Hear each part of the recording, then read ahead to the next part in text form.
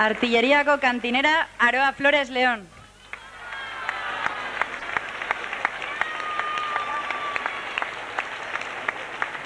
Bueno, atxaldeon denoi eskerrik asko etortzagatikan.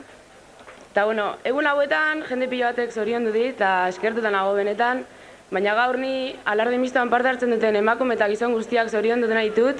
Hau pasuek, zuen parte hartzea gabe zen izango posible hau eta baita gogoratu nahiko nituzke 1986an San Martzial aldapa igotzen saiatu ziren emakume guztiak, eta hurrengo urteetan borrokatzen ibili zirenak ere.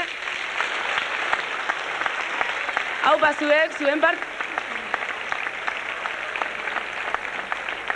Pentsatu nahi dut, beraien helburua ez dela gaur egungo egoerara iristea, nun bi alarde ditugun, Irungo gizartea banatuta dagoen, eta 13 urte eta gero gehiengoa jarraitzen duen onartu gabe emakumearen parte hartzea. Lotsagarria, ezta? Niri behintzat hori iruditzen zait.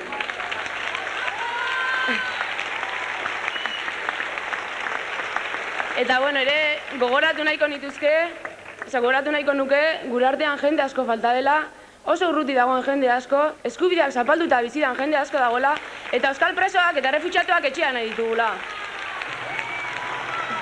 Hau pasuek. Eta, bueno, ondo pasa jaixetan, 30ean dano kalera, alarde bat jaiba nahi dugulako, eta hau pasuek. Mila esker denoi. Agur.